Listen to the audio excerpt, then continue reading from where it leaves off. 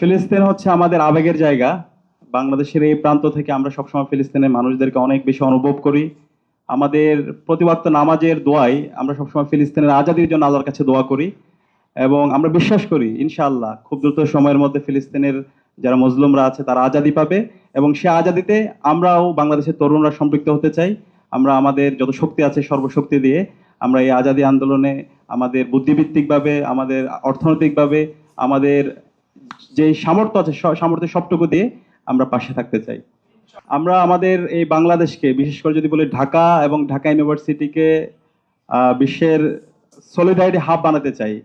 আমরা দেখতে পাই যখন ফিলিস্তিনে যখন সিজ ফায়ার হয় তখন সারা বিশ্বব্যাপী এটাকে সেলিব্রেশন হয়, কিন্তু আমাদের এই বাংলাদেশে সেটা নিয়ে আমরা দেখতে পেয়েছি ওইভাবে সে ফিলিস্তিনকে নিয়ে আলোচনা করা জনপরিসরে অনেক ক্ষেত্রে সেটা হয় না।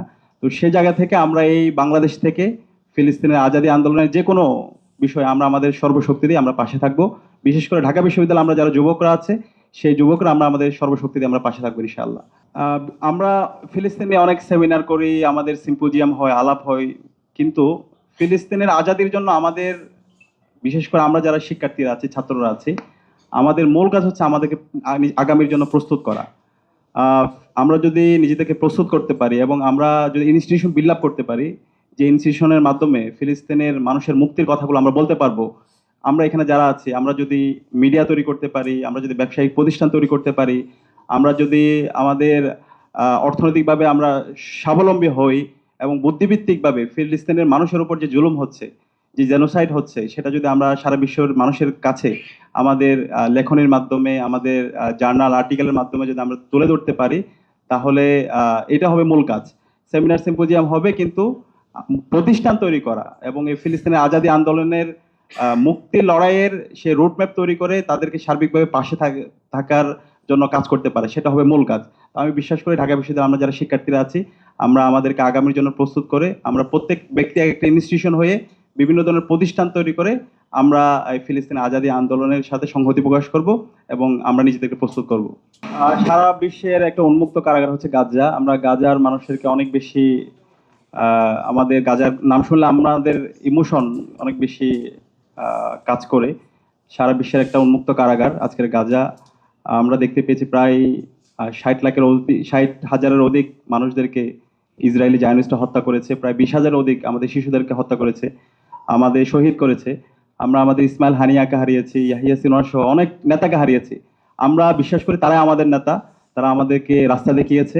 ইনশাল্লাহ তাদের যেই আদর্শ, তাদের যে লড়াই, সেই লড়াই আমরা আমৃত্যু জারি রাখবো ইনশাল্লাহ। এবং আমাদের এই লড়াই সংগ্রাম এবং আমাদেরকে প্রস্তুত করার মাধ্যমে আমরা বিশ্বাস করি ইনশাল্লাহ খুব দ্রুত সময়ের মধ্যে ফিলিস্তিনের মানুষ আজাদি পাবে ইনশাল্লাহ। বাংলাদেশে যখন আমরা ফেসিবাদী ছিলাম, ফেসিবাদী আমলে আমরা যখন বাংলাদেশের পতাকা উড়াতাম, সে পতাকার সাথে আরেকটা পতাকা থাকতো, সে পতাকা হচ্ছে ফিলিস্তিনের পতাকা। এবং যখন জুলাই বিপ্লব হচ্ছিল সেই বিপ্লবে আমরা আমাদের এই বাংলাদেশের পতাকার পাশাপাশি ফিলিস্তিনের পতাকা উড়িয়েছি। জুলাইয়ে আমাদের শহীদদের স্যাক্রিফাইসের মাধ্যমে আজকে আমরা আজাদি পেয়েছি। আজকে আমাদের বাংলাদেশে নতুনভাবে আমরা মত প্রকাশের স্বাধীনতা পেয়েছি, দেশের মানুষ তাদের ধর্ম চর্চা করতে পারছে। কিন্তু এখন পর্যন্ত ফিলিস্তিনের মানুষরা তারা আজাদি পায়নি, তাদের এখন আগ্রাসন আছে।